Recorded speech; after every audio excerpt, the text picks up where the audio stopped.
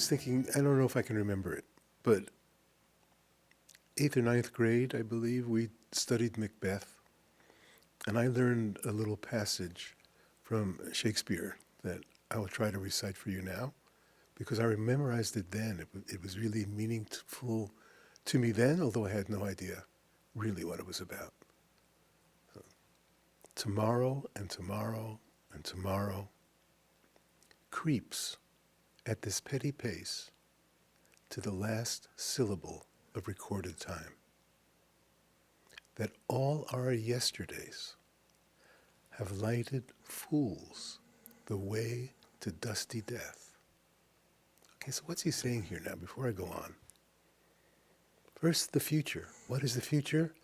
Tomorrow and tomorrow and tomorrow until the last syllable of recorded time.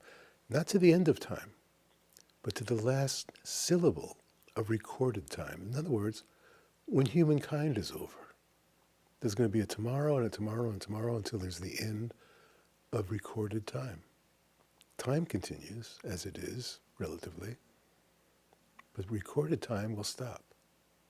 And until that time, it's tomorrow and tomorrow and tomorrow. That's the future. And the past, what is the past? All our yesterdays have lighted fools the way to dusty death. Now take this and don't make it poetry or abstract or a great idea, but what if he's talking to you personally, right now? Tomorrow and tomorrow and tomorrow is just going to keep rolling until you're dead. And if you look to your past, it brings a fool away to dusty death. And what do we do as an ego? The ego is only involved with tomorrow and yesterday. The past informs the future. What happened before makes us who we are and how we're reacting today. It's all past and future. So, what is the past? It lights the ways for fools to dusty death. And next line, out, brief candle. Life is but a poor player, a walking shadow that struts and frets its hour on the stage and then is heard no more. It is a tale told by an idiot, full of sound and fury, signifying nothing. There's a way out. That's why we're here. But first you have to know you're trapped before you can escape the trap. And so people hear that there's an escape and they conceptualize it. Oh, I'm not really trapped because we're all one. I was trapped, but now I know we're all one. Now I know I am everything. But that conceptual knowledge only creates a spiritual ego,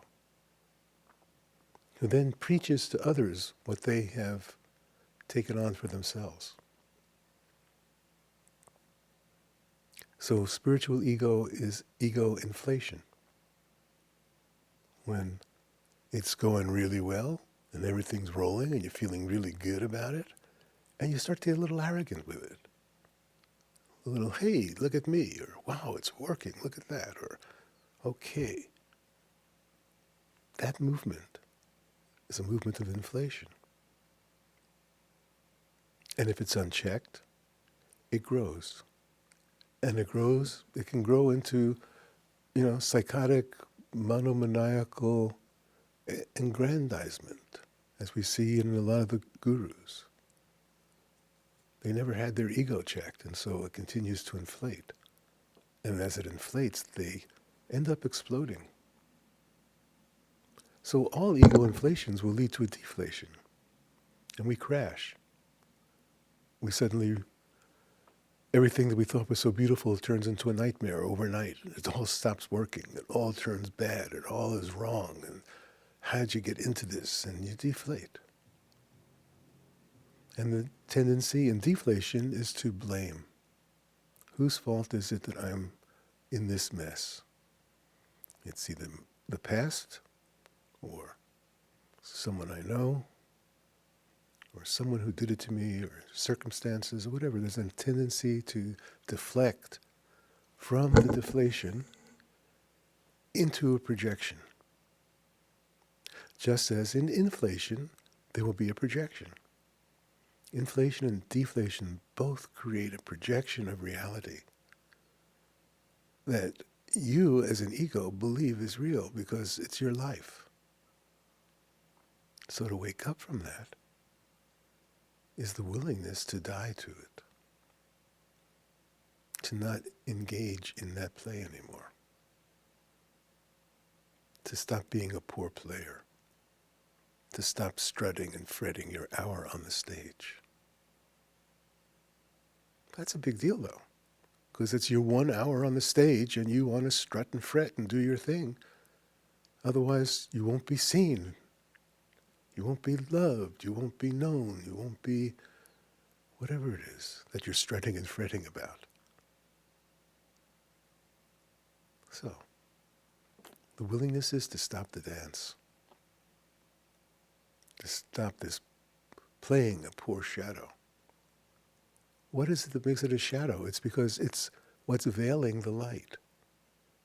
In this case, the shadow is the self-identity that projects out through the light and comes out as a shadow play.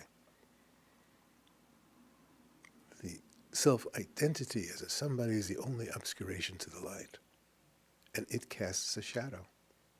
And this shadow play is full of sound and fury, signifying nothing. It's amazing, to be here with nothing. Yes. And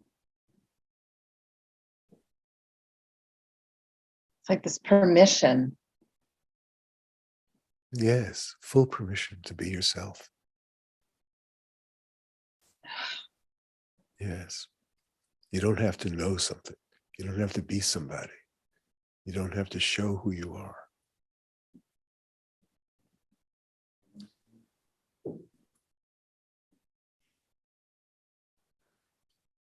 That's Yes. brilliant. Yes. I didn't expect this. Yes. Brilliant is how a light shines. You suddenly put away the darkening masks. You stop the shadow play. And everything's brilliant, simple and clear. I love that it doesn't have to feel a certain way. Of course not. That's so much of my control, is trying to feel a certain way. Yes. Yes. Yes. Everything's welcome. Good news and bad news. And they both are temptations. Good news is a temptation, bad news is a temptation. One leads to inflation, one leads to deflation.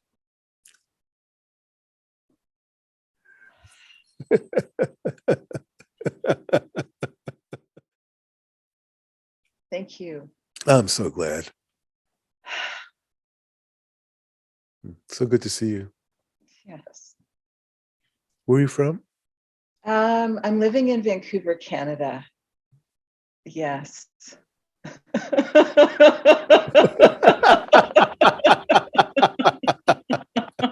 I used to fight with that too.